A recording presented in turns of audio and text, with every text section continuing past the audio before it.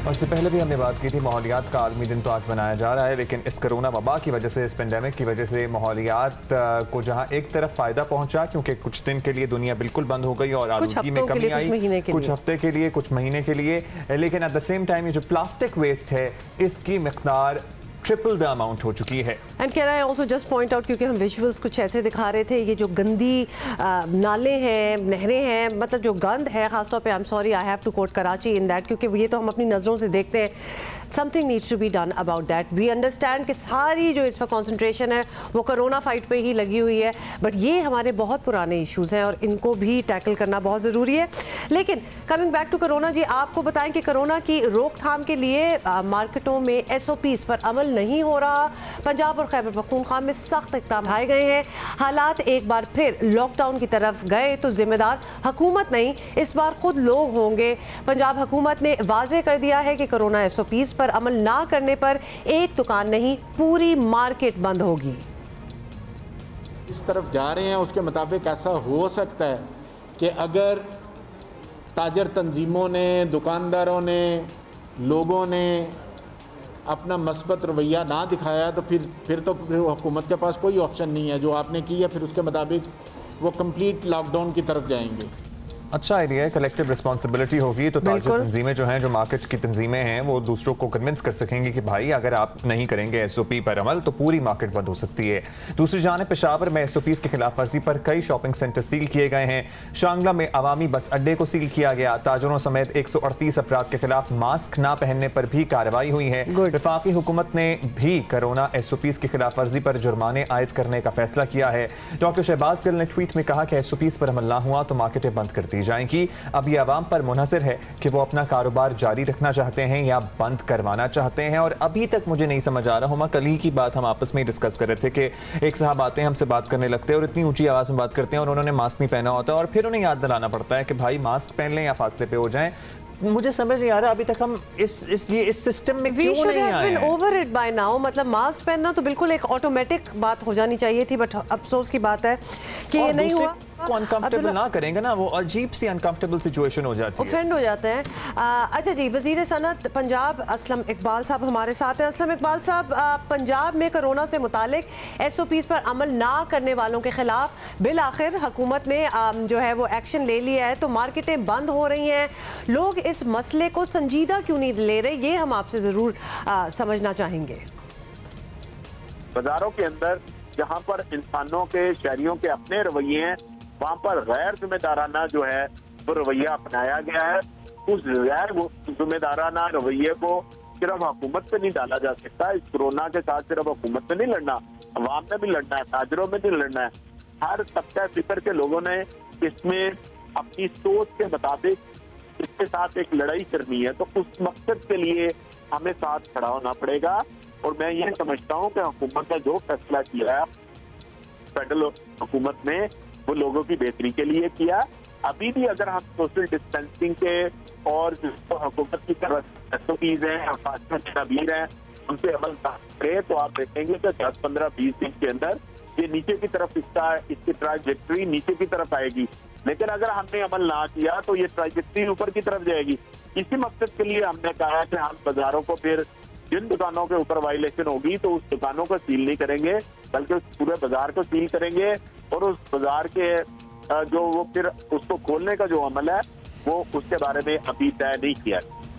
तो ये बताइएगा, वैसे जो मार्केटें हम देख रहे हैं, शाला मार्केट, अनारकली, बड़ा मुश्किल है SOPs पर अमल दरामद कराना है क्योंकि दुकानों के बाहर एक पूरी मार्केट भी लगी होती है। ये एक्सपेक्टेशन रखना भी थोड़ा सा ऑफ है। हाँ, अब ये बताइएगा कि सब कुछ खुल गया और जो लोग हुकूमती हिदायत पर अमल नहीं कर रहे हैं उन्हें भुगतना भी पड़ रहा है, लेकिन ये मुस्तकिल हल तो नहीं है। तो क्या हुकूमत एक बार फिर एक मौसर और सख्त लॉकडाउन की तरफ जा सकती है? क्या अवाम का रवैया इस तरफ, हमें तो लग रहा है कि धकेल रहा है सबको। लेकिन अगर देखा जाए तो मैंने जिस तरह आपसे अर्ज की है कि गैर जिम्मेदाराना रवैया पब्लिक की तरफ से रहा है। मैं मार्केटों में गया हूँ, रमजान के दिनों में लोग अपनी फैमिली के साथ, बच्चों के साथ बाजार में घूम रहे हैं, फिर रहे हैं, विदाउट मास्क आए हुए हैं। माँ भी आई हुई है, बाप भी आया हुआ है, बच्चे भी आए हुए हैं और पूरी की पूरी फैमिली आए हुए, एजड लोग भी आए हुए। वहाँ पर अगर उन्होंने मैंने उनसे बात की है तो सच्ची तौर पर उन्होंने समझा है शायद ये गलती हो गई है, हम नहीं करेंगे। लेकिन ये कोई ये कोई अच्छे माशरे की निशानी नहीं। अच्छे माशरे की निशानी ये है कि अगर हुकूमत आपके लिए SOPs बना रही है by the help of expert, by the given direction of WHO world health organisation का, तो हमें उन तमाम चीजों को करना चाहिए। हम करेंगे तो हम बचेंगे। अगर हम इस पे अमल नहीं करेंगे तो फिर एक वक्त आएगा कि शायद हम इस चीज को कहें, कोसते रहे कि शायद हम एहतियात कर लेते। अब बेहतर ये है कि हम एहतियात करें। हम बिल्कुल, आपने बिल्कुल सही क्वेश्चन किया है कि अगर ये अमल नहीं होता तो फिर हमारे पास तो अल्टीमेट सोल्यूशन यही रह जाता है कि हमने इन मार्केटों को फिर बंद करना चाहिए। ऑलराइट, असलम इकबाल साहब, बहुत बहुत शुक्रिया। हमें आपने अपडेट भी किया और बताया भी क्या हो रहा है। डेफिनेटली ये बड़ा चैलेंजिंग काम है, खोलना भी शायद ज़रूरी है और उनको SOPs के तहत भी चलाना इट्स डिफिकल्ट। ताजिरों का ज़रा मौक़िफ़ लेते हैं कि वो क्या कहते हैं। ताजिर रहनुमा मलिक कलीम साहब हमारे साथ मौजूद है। मलिक साहब, हुकूमत पहले से ही वार्निंग दे रही थी कि हिदायत पर अमल ना हुआ तो मार्केटें बंद कर देंगे। ये कोई पहली दफ़ा तो बात हो नहीं रही थी। आप लोगों ने भी इत्तेफाक किया था, इत्तेफाक के बाद ही मार्केटें खुली थी। अब हुकूमत एक्शन ले रही है तो कोई एतराज़ तो नहीं है आप लोगों को? नो डाउट जी कि हमारी गवर्नमेंट के साथ ये बैठ के डिसाइड हुआ था, हमारे सेक्रेटरी साहब के साथ बैठ के, हमारे मिनिस्टर साहब के साथ बैठ के, और इसमें कोई दूसरी राय नहीं है कि हम लोगों ने यकीन दहानी करवाई थी कि हम अपनी मार्केट्स में इसको मेक श्योर करवाएंगे कि SOPs के बगैर हमारा शॉपकीपर, हमारा दुकानदार, हमारे उनके लड़के आगे से जो सेल्समैन है और जो यहाँ तक के जो कस्टमर आ रहे हैं उनको भी पाबंद किया जाएगा। अब लेकिन 100% तो कहीं भी नहीं हो सकता। मैं ये समझता हूँ ये बहुत बड़ी बात होगी। दुनिया के कितने तरक्की याफ्ता ममालिक है, अमेरिका क्या, यूरोप क्या, UK, कनाडा, वो भी शायद 100% SOPs को फॉलो नहीं कर सकते। लेकिन हमारा ये इखलाकी फ़र्ज़ है कि जो हमने कमिटमेंट की है गवर्नमेंट के साथ उसको ऑन करें और अपनी मार्केट के अंदर ऐसे अमल लोगों को करवाएं। उस पर एक जो हमने एक सिस्टम बनाया है, उस सिस्टम के तहत एक सैनिटाइज़र की जो टनल है वो लगनी चाहिए। अगर वो नहीं है तो कम से कम SOPs को फॉलो किया जाए, मास्क पहना जाए, आप अपने हाथों को मार्केट के अंदर वॉश बेसिन्स लगाए जाएं, जहाँ साबुन पड़ा हो लोग अपने हाथों को साबुन के साथ साफ़ करें, चाहे वो सैनिटाइज़र अपनी जेब में रखें, दुकानदार अपनी टेबल के ऊपर सैनिटाइज़र रखें, टिश्यू रखें, और जो सोशल डिस्टेंस है कस्टमर का और दुकानदार का उसको ज़रूर होना चाहिए। कलीम साहब, आपकी बात सुन के इतनी टेंशन हो गई है कि लगता है कि कोई भी जाएगा, ये सब कुछ करना बड़ा मुश्किल है। खैर, बहरहाल जिन बाज़ारों मार्केटों की को बंद कर दिया गया है वो तो ऑब्वियसली अब हो गया है। अब बाकी हर जगह काम चलता रहे, सब SOPs फॉलो किए जाएं। ताजिर रहनुमा ये यकीनी बनाने की गारंटी दे सकते हैं, ऑल्दो आपने तो कह दिया गारंटीज़ नहीं है। वैसे बिल्कुल जी, ताजिर रहनुमाओं को ये गारंटी देनी चाहिए। मैं इस हक में हूँ, मैं कतन भी इसके ख़िलाफ़ नहीं हूँ क्योंकि हमारे प्राइम मिनिस्टर जिस तरह खान साहब ने कहा कि वो लॉकडाउन के हक में नहीं है, और हमारा भी इखलाकी तौर पे यही फ़र्ज़ है कि अगर हमारा प्राइम मिनिस्टर इसके हक़ में नहीं, हमें फेवर दे रहा है, हमारी बात सुन रहा है, तो नो डाउट कि हमें भी गवर्नमेंट के साथ चलना चाहिए। जो दुकानदार हजरात, जो हमारे मार्केट के जो सदूर हैं, उनको ये चाहिए कि अपनी मार्केटों में इसको मेक श्योर करें। अदरवाइज़ अगर गवर्नमेंट लॉकडाउन की तरफ जाएगी या मार्केट्स बंद करेगी तो उसमें मेरा ख्याल है फिर गवर्नमेंट का कसूर नहीं है, वो फिर हमारा अपना कसूर है, क्योंकि हमने कमिटमेंट दी हुई है। हमें अपनी कमिटमेंट को ऑन करना चाहिए और मार्केट के अंदर ये चीज़ मेक श्योर करनी चाहिए कि कोई भी कस्टमर वो बगैर मास्क के हमारी मार्केट के अंदर बगैर अपने आप को वो टेम्परेचर गन और इस तरह की जो हिफाजती इक़दाम हैं उनको चेक करने के बाद कस्टमर को मार्केट के अंदर आना चाहिए। और ख़ास तौर पे ये उस शॉपकीपर की भी जिम्मेदारी है, मार्केट के सदूर के साथ उस शॉपकीपर की भी जिम्मेदारी है अपनी दुकान के अंदर बगैर मास्क के कस्टमर को एंटर ना होने दें। चलो जी मलिक साहब, बहुत शुक्रिया। वैसे एक मशवरा सबको यही है कि आप सब चीज़ें ऑनलाइन हो जाएंगी with every passing day, with every passing month. बहुत सी दुकानें जो नहीं थी ऑनलाइन सिस्टम पे चल रही हैं, अब वो आहिस्ता आहिस्ता आती जा रही हैं। और आप यकीन करें, मैं हर रोज़ कुछ ना कुछ जैसे ज़रूरत होती है तो अब बाज़ार तो आप जा नहीं सकते, तो हम ऑनलाइन ही सर्च कर रहे होते हैं। और अब लगता है कि कितनी बाज़ कंपनीज और बाज़ दुकानें ऐसी हैं जिन्होंने अपनी ऑलरेडी पूरे पोर्टल्स और वेबसाइट्स डेवलप की हुई हैं। ये जो एवेन्यू, ये बिजनेस एरिया है, ये बहुत ज़्यादा डेवलप कर रहा है और आप भी अपने आप को पुश करें, बिकॉज अब दुनिया ही अगर इस तरफ जा रही है तो why should you be behind? आप भी इसको कर ही ले, एवरीथिंग इज ऑनलाइन एक्चुअली, अब तो सब कुछ ही हो सकता है। आप किसी चीज की दुकान है, आप फेसबुक पेज ग्रोसरी बना कर लें, सकते हैं, आपकी दाल चावल ये सारी चीजें आपको ऑनलाइन आप ऑर्डर कर सकते हैं, सारी चीजें ऑनलाइन चल रही हैं। और आपको अगर नहीं इदराक इस बात का तो आपको इस तरफ आना चाहिए, अदरवाइज आप पीछे रह जाएंगे दुनिया से। Okay, moving on. आज आपको पता है कि वर्ल्ड एनवायरनमेंट डे है, तो लिहाजा इस पे भी हमने बात करनी है। पाकिस्तान समेत दुनिया भर में आज माहौलियात का आलमी दिन मनाया जा रहा है और अक़वाम मुत्तहिदा के तहत इस दिन को पहली बार 1974 में मनाया गया। ये दिन मनाने का मकसद माहौलियाती आलूदगी के खिलाफ आवाम का शऊर उजागर करना है और मौजूदा सन्नती दौर में कुदरती माहौल बुरी तरह मुतासिर हो रहा है। जंगलात की कटाई, समुंदर में कचरे के ढेर, जिस तरह आप प्लास्टिक्स की बात कर रहे थे अब्दुल्ला, और सनतों का फुजला माहौलियात के लिए चैलेंज बना हुआ है। इसी तरह शहरी इलाकों में बेपनाह ट्रांसपोर्ट फ़िज़ाई आलूदगी की बड़ी वजह है और नतीजे के तौर पर लोग सांस और मुख्तलिफ अमराज का शिकार भी हो रहे हैं।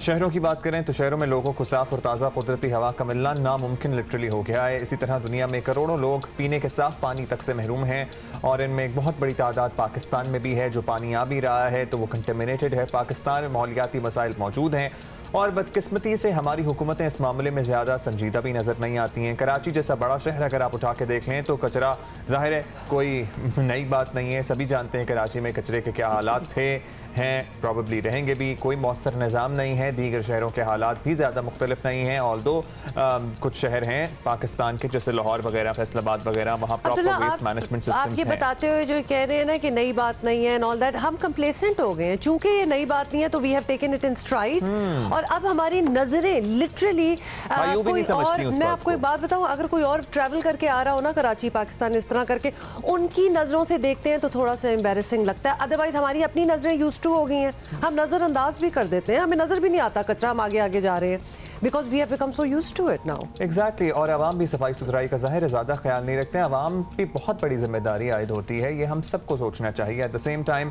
ये वेस्ट मैनेजमेंट और वेस्ट उठाना जो है पूरी साइंस है। ये कचरा किस तरह उठता है, हर चीज़ अलहदा हो। पूरी दुनिया अब सालों से इस पर अमल कर रही है, हम पता नहीं कब इस लेवल तक पहुंचेंगे। वैसे कुडूस टू आवर टीम, क्योंकि उन्होंने जो सारी तस्वीरें निकाल के दिखाई है, मैं खुद खौफजदा हो गई हूँ कि क्या गंद बचाया हुआ है। होने की जब आप बात कर रही थी ना कि हम यहाँ रहते हैं तो हमें यहीं का माहौल देखने की आदत हो गई है। हम इस्लामाबाद में या लाहौर में रहते थे तो हमें वही साफ सुथरे शहर देखने की आदत हो गई थी। अब हम उन शहरों में जाएं तो हमें लगता है ओहो ये शहर तो बड़े साफ है। जैसे मैं अभी लाहौर से होके आई हूँ, इतना ग्रीन तो मुझे लगता है पूरी दुनिया नहीं इतनी ग्रीन होगी जो मैं लाहौर को देखे, जो कि ग्रीन है। लेकिन मैंने कंपैरिजन में कहा we need to do something about the rest of the city. हम जरा भी हिसाब किताब लगा रहे थे कि गाड़ी में पेट्रोल है या बाइक में किसी ने डलवाना है तो डलवा ले भाई। हुमा तो कल 3 पेट्रोल स्टेशन पे मारी फिरती और फिर आपको पता है ना कि फिर वो बंद कर दिए और हाई ऑक्टेन जबरदस्ती, क्योंकि अगर आपने डलवाना है तो आप हाई ऑक्टेन डलवाएं, दूसरा रेगुलर नहीं मिलेगा जिसके लिए आप मारे फिर रहे हैं। तो हुआ बेसिकली ये है और वैसे टाइम लिमिटेड है तो बंदा फंस जाता है ऑलरेडी। अब्दुल्ला हुआ यही है, ये बिल्कुल अलिफ लैला की कहानी लगेगी कि सस्ता होते ही पाकिस्तान से पेट्रोल जो है वो उड़न छू हो चुका है।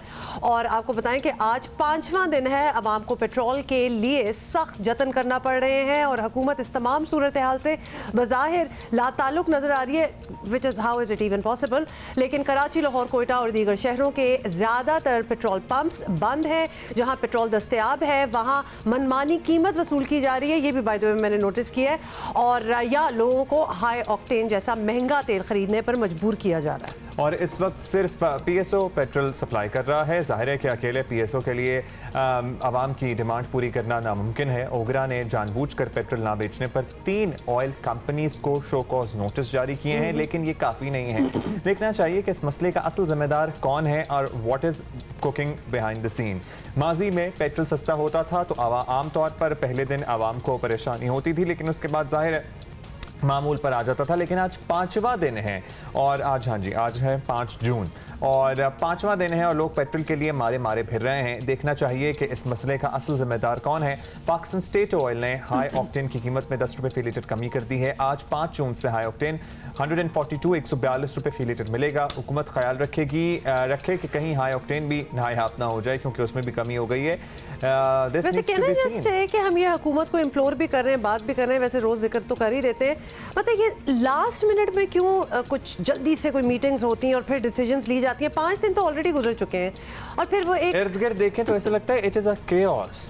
कभी आटा बहरान, कभी चीनी बहरान, फिर कोरोना, उसके बाद कोरोना का लोगों का कोरोना को सीरियस ना लेना और हुकूमती सतह पर एक कंफ्यूजन। बिजली भी कराची में शदीद मुतासर है, रमजान में गैस की लोड शेडिंग के मामलात और पेट्रोल का ये भी रिमाइंड कर लूँ, आधी आटा चीनी जो सारी यानी आधी चीज़ों को अब बहरान ना कहा करें, माफियाज कहा करें, क्योंकि माफिया बड़ा अब हमारे यहाँ एक एक्सेप्टेड सा टर्म हो गया है, जी माफिया चल रहा है। ये नहीं कि घुसो उस चीज़ में और देखो तो ये पेट्रोल का भी यही सिचुएशन है। समीर नजमुल हुसैन साहब चेयरमैन हैं पेट्रोलियम डीलर्स एसोसिएशन के, बहुत शुक्रिया समीर साहब। समीर साहब, पेट्रोलियम मसनूआत सस्ती हुई, पेट्रोल पंप्स पर पेट्रोल मिल नहीं रहा है, क्या हुआ है अचानक से? क्यों आप लोगों ने पेट्रोल छुपा लिया है या खरीद नहीं रहे हैं? What went wrong?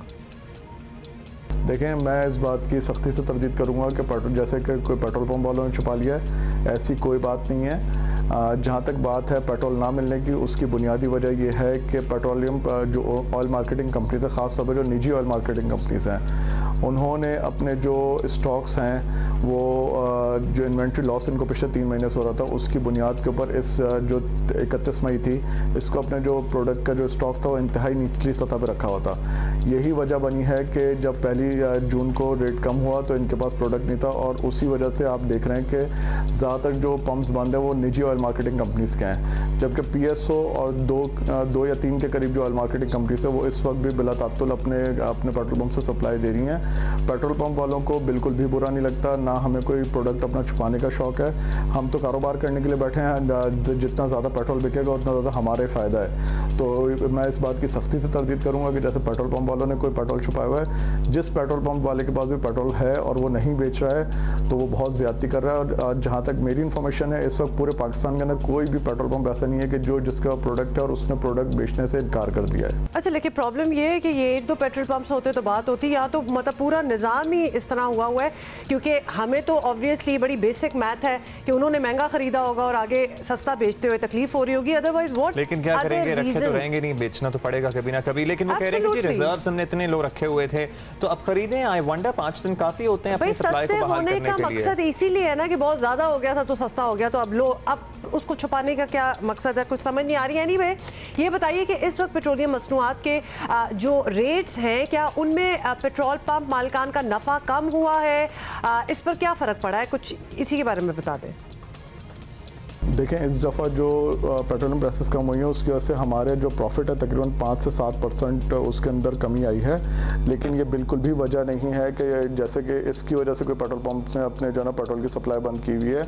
ये कतन मैं इस बात की तरदीद करूँगा कि कोई पेट्रोल पंप वालों का नफ़ा कम होने की वजह से जो है वो इस बात के उसकी वजह से जो है ना ये कमी हुई है पेट्रोल की सप्लाईज के अंदर। अच्छा समीर साहब, ये बताइएगा कि अब जो भी वजूहात हैं, बात तो ये है कि आवाम को पेट्रोल मिलना चाहिए, सरकारी रेट पर ही मिलना चाहिए, कैसे मुमकिन होगा, ये कब तक इंश्योर कर सकेंगे आप लोग? आपने कहा जी हमने मिनिमम रिजर्व्स रखे हुए थे, अब तो 5 दिन हो गए हैं, कल भी पेट्रोल नहीं मिल रहा था, रात को लोग ढूंढते रहे शाम में, तो अब काफ़ी टाइम नहीं हो गया ये सप्लाई नॉर्मलाइज करने के लिए? मैं आपकी इस बात से बिल्कुल एग्री करता हूँ कि हर हालत में पेट्रोल जो है वो आवाम की दस्तरस में होना चाहिए, जो कि इस वक्त नहीं है। जिस तरीके से जो भी है इसकी पूरी जिम्मेदारी जो है इस वक्त निजी और मार्केटिंग कंपनीज की है। All Pakistan petroleum retail association ने पहले भी कोशिश की थी रमज़ान का ईद के दिनों में, जब आपको याद होगा कि ईद के दिनों में भी तातुल पैदा हुआ था, हमने कोशिश की, हमने हुकाम बाला तक अपनी बात पहुँचाई और फिलफौर जो पेट्रोलियम प्रोडक्ट्स की सप्लाईज जो हैं वो स्टार्ट हो गई।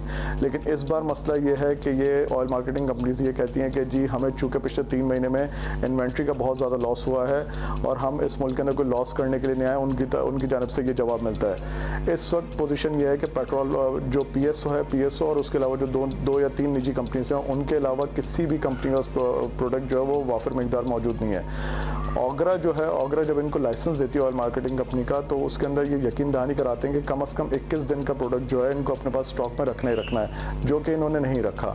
यही बुनियादी वजह बनी है कि जिसकी वजह से जो ना इनको जिसकी वजह से तातुल पैदा हुआ है और पेट्रोल पंप्स के ऊपर पेट्रोल की शॉर्टेज हुई है। शुक्रिया आपका समीर साहब हमारे साथ मौजूद थे। और हम ये अभी हिसाब किताब लगा रहे थे क्योंकि physical activity, by the way आज से लाहौर में पार्क्स खुल रहे हैं। ये कोई खुशी की बात नहीं थी, फिजिकल एक्टिविटी, वैसे इंसान को फिजिकल एक्टिविटी रखनी जॉगिंग से मुझे याद आया चाहिए क्योंकि वेट बढ़ जाता होता है ना। हाँ। अच्छा जी, डॉक्टर और तिब्बी अमले के कोरोना में मुब्तला होने की तादाद भी साथ साथ बढ़ रही है। वज़ीर आज़म ने भी इसका नोटिस ले लिया है। डॉक्टरों की बात पहले सुन ली जाती तो शायद आज हालात मुख्तलिफ होते। डॉक्टर्स तो आपको पता है दुहाइयाँ दे ही रहे थे।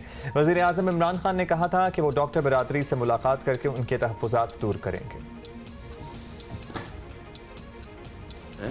गवर्नमेंट का है, सब फिक्र करते हैं आपकी हर किस्म की मदद करने के लिए तैयार हैं, लेकिन ये आप ना समझें कि हम ये लॉकडाउन खोल रहे हैं और हमें इस चीज़ का एहसास नहीं कि आपके ऊपर कितना प्रेशर पड़ रहा है। तो मैं आपसे इंशाल्लाह मीटिंग्स भी मैंने फ़ैसला किया है, डॉक्टर्स की एसोसिएशन से मीटिंग भी करूँगा, क्या कैसे मज़ीद हम आपकी और मदद कर सकते हैं। अच्छा जी, इसी पे बात करनी है क्योंकि डॉक्टर्स तो बड़ी ही मुश्किल में है। पूरा जो हॉस्पिटल स्टाफ होता है they are in fix these days. Secretary general Pakistan medical association Qaiser Sajjad doctor साहब ने हमें ज्वाइन किया है।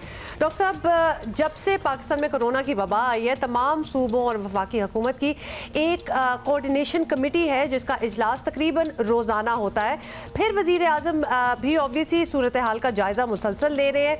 क्या इस दौरान तिब्बी माहिरीन या डॉक्टर्स की के नुमाइंदा किसी तंजीम के लोगों को इस पूरी पॉलिसी जो है में शामिल किया गया, उनकी राय ली गई है कि व्हाट दे आर सेइंग? जी, अब तक तो किसी पॉलिसी में हमें शामिल नहीं किया गया है, ना पाकिस्तान मेडिकल एसोसिएशन को जो कि मदर ऑर्गेनाइजेशन है इस मुल्क की, हमें तो कोई कभी भी इस में शामिल नहीं किया गया। एक दफ़ा जो मुशीर हैं हेल्थ के डॉक्टर ज़फ़र मिर्ज़ा साहब से हमारी एक वीडियो कॉन्फ्रेंस ज़रूर हुई थी, एक कुछ मशावरत उन्होंने की थी एक दफ़ा। उसके अलावा हमसे कभी भी किसी सूरत में ना प्रोविंशियल ना फेडरल गवर्नमेंट कभी हमसे किसी सिलसिले में मशवरा पॉलिसी साजी में हमारा कोई अमल दखल नहीं रहा है और ना ही हमसे कभी मशवरा किया गया है। हाँ, मुलाकातें होती रही हैं हमसे, बाद में मशवरा ज़रूर करते हैं। सिंध गवर्नमेंट ने भी किया, सिंध गवर्नमेंट के सीएम साहब ने भी किया, हेल्थ मिनिस्टर्स ने भी की और फिर बिलावल भुट्टो साहब ने भी हमसे मुलाकात की थी उसके बाद। लेकिन जब रोज़ाना की बेसिस पे जो प्लानिंग होती है उसमें पाकिस्तान मेडिकल एसोसिएशन के किसी भी ब्रांच में कहीं पर भी कोई नुमाइंदगी नहीं होती है। एक्चुअली है मेडिकल का मसला। इस कोरोना की सूरत हाल में डॉक्टर साहब और लॉकडाउन से मुताल्लिक फैसलों पर आप लोगों के वाज़े मुतालबात क्या होंगे अब, क्योंकि ज़ाहिर है अब खुल गया है सब कुछ, वज़ीर आज़म से क्या डिमांड की जाए, क्या तहफ़्फ़ुज़ात हैं?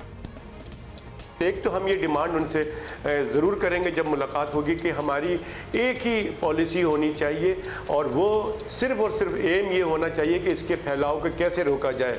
और अगर जो लॉकडाउन की बात की जा रही है तो मैं समझता हूँ कि अब वो वक्त गुजर गया है। ये 2 महीने पहले या कम से कम 1-1.5 महीने पहले की जाती तो बहुत अच्छा रिजल्ट हमें आज मिलता, लेकिन चूँकि अब वो वक्त गुजर गया है, अब हमें आगे देखना है। तो हम वज़ीर आज़म साहब से ये दरख्वास्त करेंगे कि चूँकि आपने तमाम चीज़ों को ओपन कर दिया है, तमाम एक्टिविटीज़ सारी हमारी हो रही हैं रोज़मर्रा की, इसमें जो बहुत बेसिक चीज़ है वो सोशल डिस्टेंसिंग, आपस में फासला रखने का और मास्क पहनने का। मैं समझता हूँ कि ये हम उनसे डिमांड करेंगे कि इस पे कोई कानून साजी हो जाए, क्योंकि अब ये हमें शायद काफ़ी अरसे तक कोरोना वायरस के साथ रहना पड़े और काम भी करना पड़े।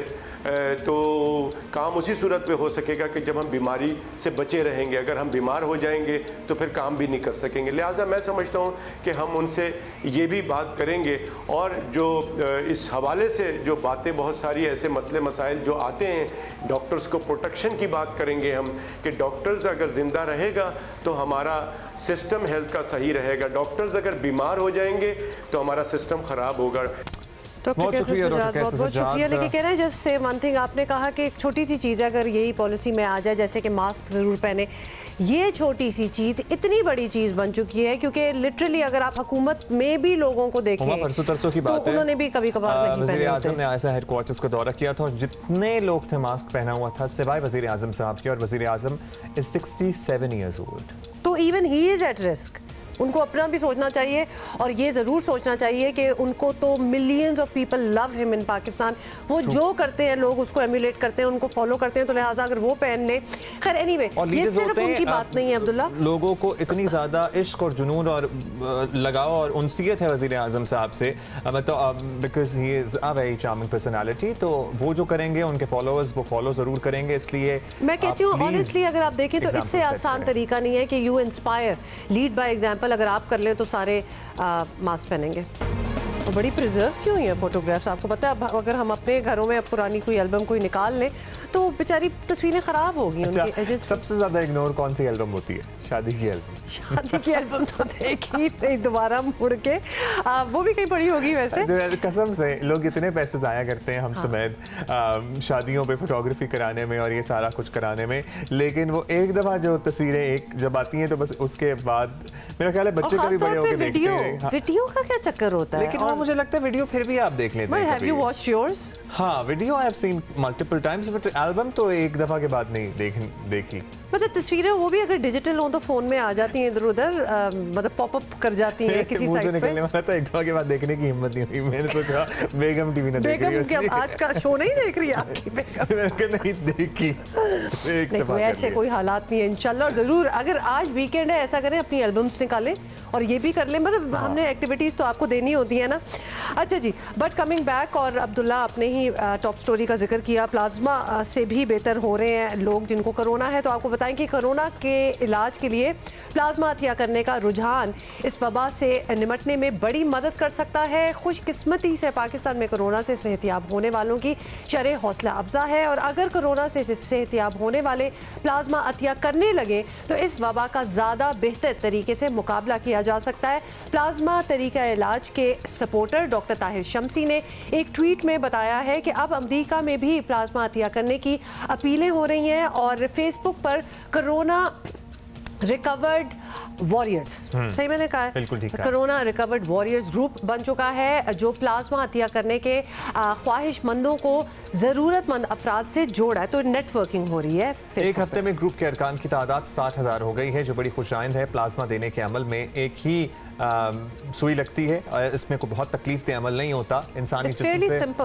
हाँ, जिस तरह आप खून लेते हैं ना उस तरह से मसला होता है, और कोई बोतल नहीं ली जा रही होती है, आपसे थोड़ा सा ब्लड कलेक्ट किया जा रहा होता है एक मशीन में। ये मशीन खून से प्लाज्मा अलग करके खून आपके जिस्म में वापस भेज देती है, और इस सारे काम में 40 से 50 मिनट लग सकते हैं। किसी की ज़िंदगी बचाने के लिए अगर आप अपनी ज़िंदगी से 40 मिनट निकाल सकते हैं तो यह सौदा हरगिज़ महंगा नहीं है, और इसका सवाब देखें आपको ज़ाहिर है यहाँ पे आपको सेटिस्फैक्शन होगी, आपको इसका सवाब भी मिलेगा, और this is a great thing that you can do it. So doable, इसमें तो कुछ भी आपको नहीं करना। डॉक्टर ताहिर शम्सी ने हमें ज्वाइन किया है, उनसे बात करते हैं। डॉक्टर साहब, FDA ने जो अमेरिका की ये एजेंसी है उसने भी कह दिया और सारी दुनिया मान रही है कि पैसिव इम्यूनाइजेशन जिसको कहा जाता है, इससे कोरोना के मरीज की जान बचाई जा सकती है। पाकिस्तान में अब तक आप लोग कितनी कामयाबी हासिल कर चुके हैं, और किस तरह लोग क्या आ रहे हैं आगे ये प्लाज्मा देने के लिए, डोनेट करने के लिए?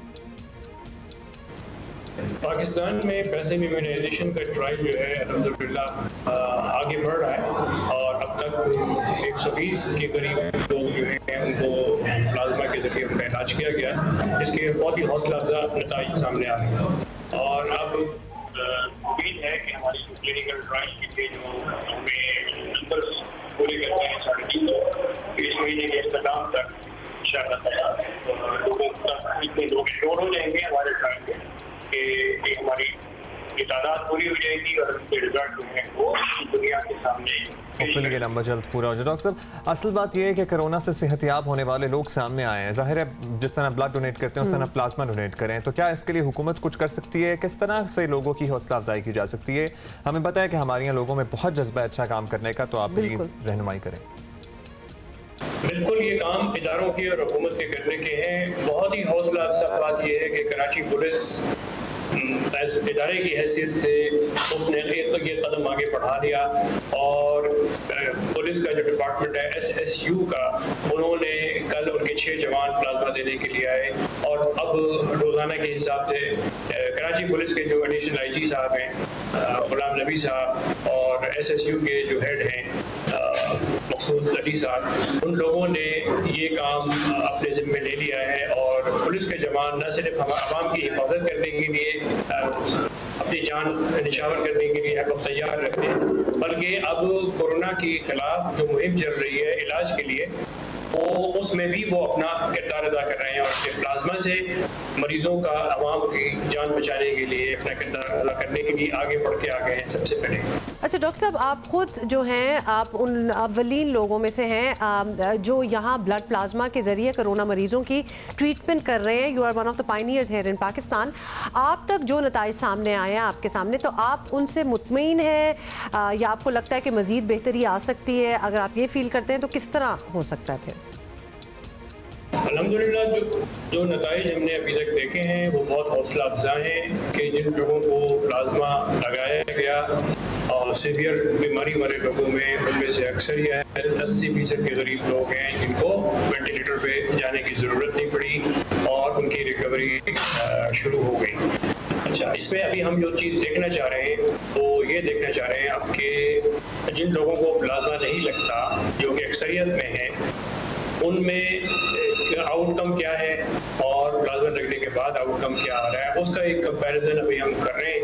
इंशाअल्लाह ताला वो भी सामने आ जाएगा तो उस वक्त ये बात यकीनी तौर पे कही जा सकेगी कि प्लाज्मा न लगने वाले मरीजों का आउटकम क्या था और प्लाज्मा लगने के बाद जो आउटकम आ रहा है कंपैरेटिवली वो क्या आ रहा है। तो ये हासिल होने के बाद हमारे इत्मीनान हो जाएगा इंशाअल्लाह ताला कि जो कुछ हम देख रहे हैं प्लाज्मा का वो वाकईतन ऐसा ही है।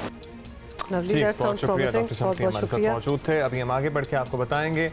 वैसे बाय द वे साथ ही आपको आगे बढ़ने से पहले इनकरेज करना चाहते हैं हम कि प्लीज़ अगर आप रिकवर कर गए हैं तो आप ज़रूर अपने आप को रजिस्टर करा लें या अस्पताल को आप ये बता दें अपने करीबी अस्पताल को जहाँ जहाँ भी इलाज हो रहा है कि आप अवेलेबल हैं टू डोनेट प्लाज्मा। इससे आसान तरीका कोई हो ही नहीं सकता किसी की मदद करने का, because you really have to do nothing. एक तो आप खुद एक्सपीरियंस कर चुके हैं तो वो दर्द और तकलीफ और वो अनसर्टेनिटी आप गो थ्रू कर चुके हैं योरसेल्फ, तो लिहाजा किसी और की मदद करना, एक ब्लड ही देना है ना, वो तो आम दिनों में भी आप दे ही रहे होते हैं तो अभी भी जाके दे दें, कोई और स्पेशली हम पुलिस एहलकारों का भी तस्करा किया डॉक्टर साहब ने, तो उनको भी खराज तहसीन पेश करेंगे। आप पर्टिकुलरली SIUT पे रब्ता कर सकते हैं अगर आप प्लाज्मा डोनेट करना चाहते हैं। हाँ, if you are here in Karachi और anywhere in the country as well, so आप यहाँ भी रब्ता कर सकते हैं। फोटोग्राफी, हाँ, जिसकी हम one of our top stories as well. हम आपको मिलवा रहे हैं महमूद हसन से जो 1961 से 1968 से फोटोग्राफी कर रहे हैं और ये आजकल वैसे आपने बच्चे देखे ना नौजवान और माशाल्लाह बड़े अच्छा काम कर रहे हैं DSLR लेके, लेकिन उस वक्त कितना मुश्किल काम होता था, डेवलप भी खुद करना होती थी तस्वीरें जमा भी करते रहे हैं तस्वीर, और इनके पास 27 लाख, मुझे लगता है नाजिया हसन भी हैं तस्वीरों में, 27 लाख मैडम नूरजहां 27 लाख अपनी खींची हुई और 2 लाख दूसरों की खींची हुई तस्वीरें जी 27 लाख 27 लाख अपनी इनकी खींची हुई तस्वीरें। ये तस्वीर कायद आज़म के दौर से अब तक के हालात बयान करती हैं जो इन्होंने आकर इकट्ठी की है। It is unbelievable. हम ज़रा देखना चाह रहे थे कुछ इनकी कलेक्शन भी, ये तो किताबें भी बहुत सारी हैं, तो हम शुरू से इनकी कलेक्शन देख के और फिर उस पर उनसे बात भी करेंगे। मोहम्मद अली ज़ेबा हमें नज़र आ रहे हैं और भी बहुत से लोग आप रिकगनाइज़ कर रहे हैं, बहुत से स्टेट ऑफिशल्स हैं इसमें, दीगर बेनज़ीर भुट्टो साहिबा भी की भी तस्वीर हमें नज़र आ रही है, नवाज शरीफ साहब हैं, and the list is long. अच्छा जी, अब हमें इन्होंने ज्वाइन भी कर लिया महमूद हसन साहब ने। एक तो हम मेस्मराइज ही हो गए, महमूद हसन साहब आपकी तस्वीरों में घुस ही गए।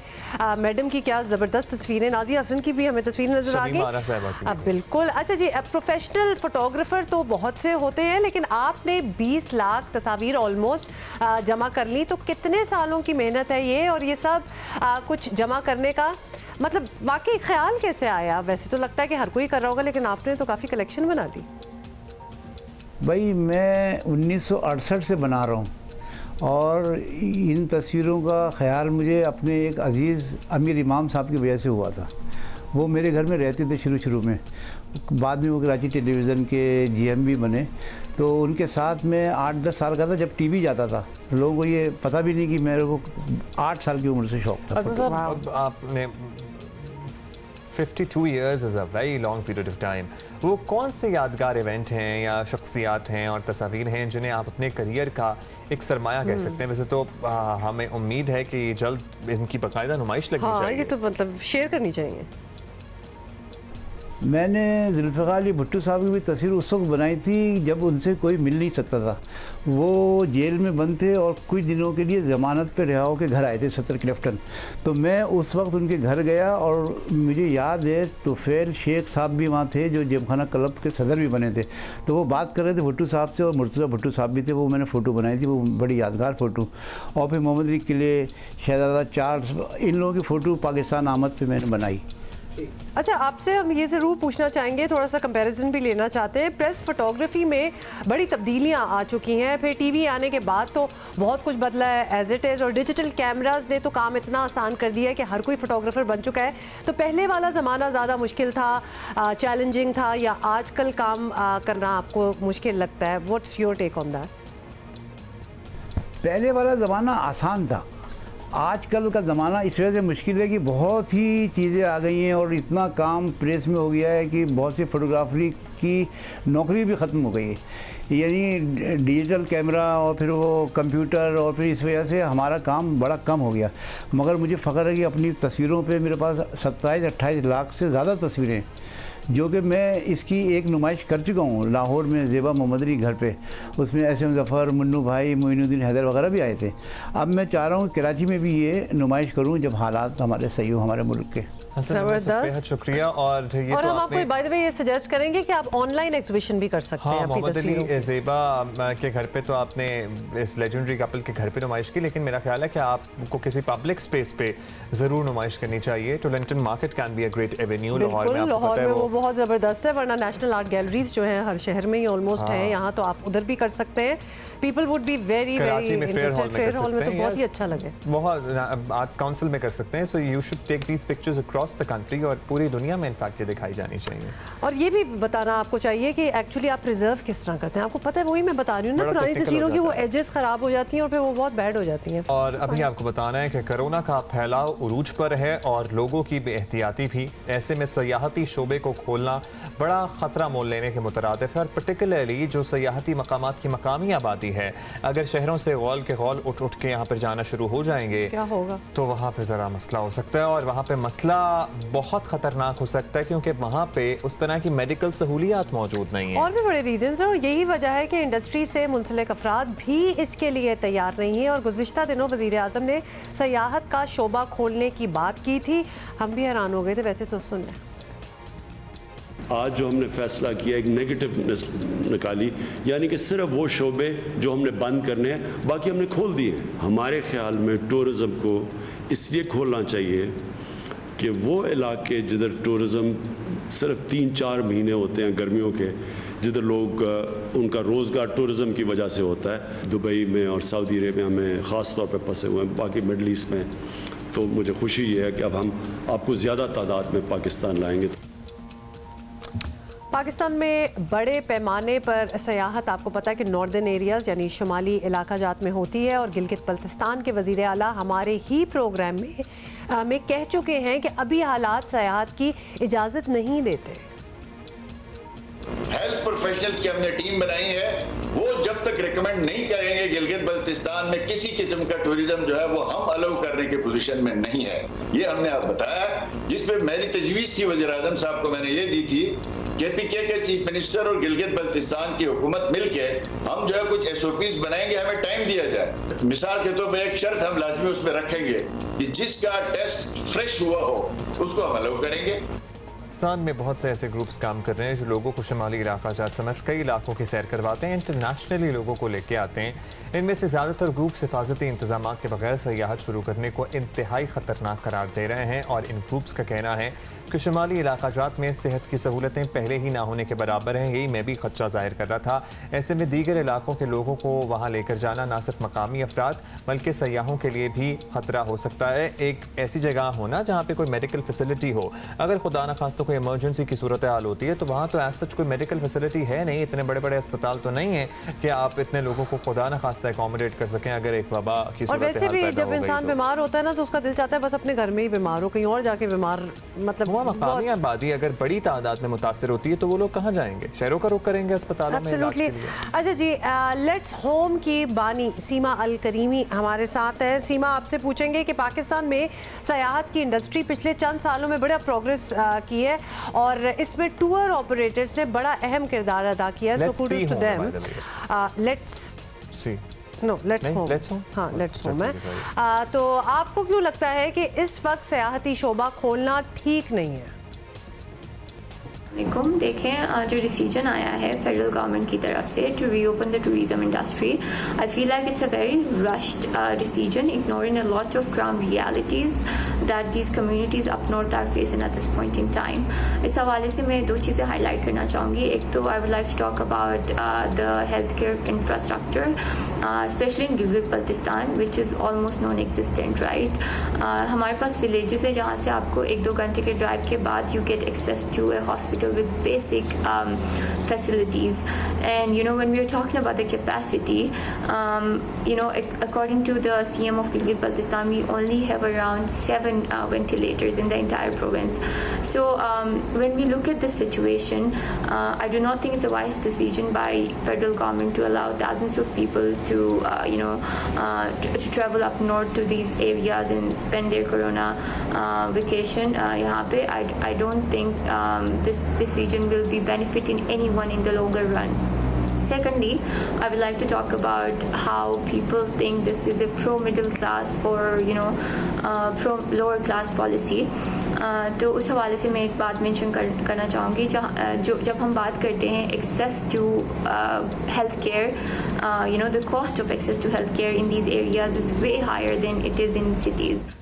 ट्रू, आप ये कह रही हैं कि घंटों की मुसाफत पे अस्पताल हैं, उसमें भी इक्विपमेंट नहीं है। तो ये बताइएगा सीमा कि अगर सयाहत का सेक्टर नहीं खुलता तो शुमाली इलाका जात के वो बहुत से लोग जो मुतासर होंगे जिनका सीज़न ही लगता है, बस सयाहत से कमाते हैं, फिर सारा साल उनका गुजारा होता है, उनका रोज़गार इसी से जुड़ा है, तो इसके लिए हुकूमत को फिर क्या करना चाहिए? It's a very tough decision to take. The government really needs to take this as an opportunity और इसको एक immediate issue की तरह देखें और इसको solve करें, ताकि इस point पे जो गिलगित बल्तिस्तान की जो communities हैं उनको भी equal access मिले to earning and learning opportunities. Other than that, I would say education, access to education and access to healthcare are some things that really need to that the communities in northern Pakistan need. और इसके लिए government can work with the private organizations, public-private partnerships हो सकती हैं, because a lot of NGOs are working in these communities on when it comes to education and healthcare. और I feel like because they do not obviously have unlimited resources, agar if there is a public-private partnership, that would be a very long-term solution for these kind of issues that the community is facing right now. And other than that, I would also like to mention कि देखें, एक गिलगित बल्तिस्तान इस तरह की एक community है जहाँ पे आपके मुल्क में सबसे ज़्यादा लिटरेसी रेट है. We have a lot of educated people there who do not have opportunities. If we want to make policies, we need to do our research, we need to sit with the locals, we need to see कि ये हमारी communities कर क्या सकती हैं. बिल्कुल, और बड़ी मेहनत की भी ज़रूरत है. सीमा, फाइनली आप क्या एक सेंस लेना चाहते हैं कि मौजूदा हालात देखते हुए जब कोरोना इतना ज़्यादा फैल रहा है तो आपको क्या लगता है कि अगर कोई टाइम लाइन दे सकें कि कब तक ये जो टूरिज़म इंडस्ट्री है, सियाहती शोबा, इसको खोल देना चाहिए, आप क्या समझती हैं? देखिए, I can not really tell you कि कितने हफ्ते में टूरिज़म इंडस्ट्री को खोला जा सकता है या कितने महीने में खोला जा सकता है, because it really depends on the federal government and how they are looking at these issues, right. जितना इनको इमीडिएट प्रॉब्लम्स की तरह से डील किया जाएगा, you know the access to health care, access to internet, digital mediums and other basic facilities, जब तक ये गिलगित बल्तिस्तान की कम्युनिटीज़ को प्रोवाइड नहीं की जाती, I do not think it's a wise decision to reopen tourism, which is why I really hope that the government is looking at these issues and, you know, taking this time as an opportunity to look at these issues as an immediate problem. ये काफ़ी time से चलता आ रहा है और इसको काफ़ी time से डिले किया जा रहा है, but looking at the times now and looking at the situation of how we have to live with corona, the government really needs to take these issues as an immediate problem और इसके ऊपर काम किया जाए, ताकि even if this season we cannot really open the tourism industry, अगर हम इस सीजन में ये काम नहीं कर पाए तो at least we can do it for in the next season, right? Alright, बहुत शुक्रिया आपका। सीमा अल-करीमी हमारे साथ मौजूद थी। अभी हम आगे बढ़ेंगे और अमेरिका में जो एहतजाज का सिलसिला जारी है, बड़े-बड़े स्टोर्स को कैसे रेड किया जा रहा है वैसे? मिनटों में साफ हो रहे हैं, बड़ा गंद पड़ा हुआ है उधर। आपको बताएं कि अमेरिका में तहजीब याफ्ता लोग और मुहज़्ज़ब माशरे की बात करते हैं, देख ही लिया आपने क्या। वैसे साथ साथ देखते भी जाएं और आपको बताएं कि एक्चुअली स्टोरी पीछे क्या चल रही है। Although you must be following, और अपने शो पे भी हमने काफ़ी बार मेंशन किया है कि अमेरिका में सफ़ेद फार्म पुलिस के हाथों स्याह फार्म शख्स की हलाकत के बाद एहतजाज हो रहा है, बुरी तरह हर स्टेट में ही हो रहा है ऑलमोस्ट, और इस एहतजाज की हिमायत में दुनिया भर की शख्सियात अपना मौक़िफ़ पेश कर रही हैं। और गुज़िश्ता दिनों रॉयल फैमिली से दस्तबरदार रिसेंटली जो हुई है मेगन मार्कल, उन्होंने भी एक वीडियो पैगाम जारी किया जिसमें उन्होंने अमेरिका में नस्ल परस्ती के बारे में काफ़ी कुछ कहा, और ये भी कहा कि ब्लैक लाइव्स मैटर तहरीक को इंटरनेट पर ज़्यादा से ज़्यादा फ़रोग़ देना चाहिए। एग्जैक्टली व्हाट शी सेड, ये देख लें। Or the names, it's just hit me in a really strong way. And then, you know, a couple years ago I heard someone call my mom the N-word. So I think for me, beyond being personally affected by racism, just to see the landscape of what our country is like right now, certainly the world, and to want certain people don't look at me and see me as a black woman or a biracial woman. Leaving LA, it was sort of like leaving this bubble where I was used to everything and had been exposed to everything except for a closed-mindedness that I experienced when I traveled outside of where I was from. And I think that in doing that, it just really opened my eyes to a mentality that still exists that I thought was backdated to the days of when my grandfather moved our family. अच्छा, मेगन Markle, these are the voices that matter. और बिल्कुल this is actually the voice that matters। एक तो ये American है और बड़ी पॉपुलर है, पसंद किया जाता है ना, और ये है भी बायरेशल, तो लिहाजा ये आधी ब्लैक और आधी वाइट में है, तो लिहाजा शी नोज एग्जैक्टली जितना इन्होंने भी सफ़र किया, तो ये दोनों साइड्स ऑफ द स्टोरी जानती हैं। मूविंग ऑन, आब्दी साहब से बहुत दिनों से बात नहीं हुई। ओहो, आब्दी साहब, अस्सलाम वालेकुम। आब्दी साहब। बैनुल अक़वामी आब्दी साहब, यूनिवर्सिटियों के दाखिलों की पॉलिसी के बारे में आपके पास क्या ताज़ा तरीन मालूमात हैं? कोरोना की वजह से बदले हुए हालात में क्या सितंबर 2020 का सेशन मुख्तलिफ ममालिक में शुरू हो रहा है, नहीं हो रहा है? बिल्कुल, बहुत इम्पॉर्टेंट क्वेश्चन है आपका, और इसमें ऐसा है कि जो आपके मेजर कंट्रीज़ हैं जैसे यूके है, यूएस है, कनाडा है, ऑस्ट्रेलिया है, इन्होंने तमाम यूनिवर्सिटीज़ ने अपनी वेबसाइट पर बड़ी कॉम्प्रिहेंसिव इंफॉर्मेशन दी हुई है, और जैसा कि हम सबको पता है अभी तक हालात उस तरह से नॉर्मल हर कंट्री में नहीं हो सके हैं, लेकिन इसके बावजूद उन लोगों ने कोशिश ये की है कि बच्चों का साल ज़ाया ना हो, तो they are going towards what we call as blended education, जिसके अंदर पहला जो टर्म है जो कि अक्टूबर में शुरू होता है, सितंबर अक्टूबर में, उससे दिसंबर तक जाके ब्रेक होता है, उसको तो वो ऑनलाइन ले जाएंगे। So you will be given material, you will be given instructions and you will study from your home country, और उसके बाद जनवरी से they will take you on for a regular session. इसमें भी कुछ यूनिवर्सिटीज़ ऐसी हैं जो आपको ऑप्शन दे रही हैं कि अगर आप सितंबर में शुरू करना चाहें तो आप सितंबर में भी शुरू कर सकते हैं, लेकिन जनवरी में भी आप अपने कोर्स को शुरू कर सकते हैं। Then you can regularly be rotated as a face to face, depending on के कितने साल का आपका कोर्स है, अंडर ग्रेजुएट में जा रहे हैं, पोस्ट ग्रेजुएट में जा रहे हैं। All these possibilities exist, different possibilities. शुक्रिया आब्दी साहब। सो जनवरी में भी आप ज़रा बेहतर तरीके से। अच्छा, टू ऑल दो स्टूडेंट्स जो हमें लिखते रहते हैं और पूछ रहे हैं कि आप इस पे भी बात करें, पढ़ाइयाँ होनी है, एग्जाम्स होने, अब इट सीम्स लाइक हर किसी की एक इंडिविजुअल डिसीजन है। बहुत सी यूनिवर्सिटीज हैं का बहुत मसला है, उस पर भी मतलब लोग काफ़ी कह रहे हैं क्लासें हो नहीं रही, फीसें बढ़ रही हैं, जो कम होनी थी वो भी नहीं हुई, to take care of themselves. और अगर चाइना की भी हम बात करें, ज़ाहिर है वहीं से हम प्रेसिडेंट्स लेंगे क्योंकि सबसे पहले वहीं पे वबा आई भी थी और सबसे पहले उन्होंने कंट्रोल भी किया। तो इतने बड़ी तादाद में डॉक्टर्स उनके मुतासर नहीं हुए थे जितनी बड़ी तादाद में हमारे यहाँ हुए चले जा रहे हैं। सिर्फ फैसलाबाद में 150 डॉक्टर्स और पैरामेडिकल स्टाफ। और आपको पता है ना, कभी कभार जो ऐसी फुटेज आ जाती है कि जी लास्ट इनका कोरोना का पेशेंट इस मुल्क से निकला या फिर अभी कोई नए पेशेंट्स की कोई अपडेट नहीं आई। मेरा इतना दिल चाहता है कि हम उस पॉइंट पे पहुंच जाए, लेकिन हम उस पॉइंट से इतनी दूर हैं क्योंकि हम अमली कोई चीज़ें कर नहीं रहे, हम सिर्फ उम्मीद पे बैठे हैं ऐसे करके कि बस जी हमारे यहाँ कब ख़त्म होगा। You got to do something कि ये ख़त्म हो। इसका मतलब है घरों पे रहें। मतलब अच्छा, ये इस तरह किसी से मेरी बात हो रही थी और उन्होंने कहा कि आप लोग तो बड़ी एहतियात कर रहे हैं। हमने कहा जी हाँ कोशिश कर रहे हैं। और वापसी में उनका जवाब सुनिए आप। अल्हम्दुलिल्लाह हमारे यहाँ तो ऐसा कोई सिलसिला नहीं है। मतलब कौन से चांद से आए हो कि तुम लोगों के नहीं है। और दूसरा ये जो बहुत ज़्यादा एहतियात कर रहे हैं, even they are getting corona. तो आप सोचें तो आप लोग कितने वल्नरेबल हैं। प्लीज़ ऐसा ना करें। Enjoy your weekend but stay at home. हाँ, we'll see you Monday. We're going to see you inshallah on Monday.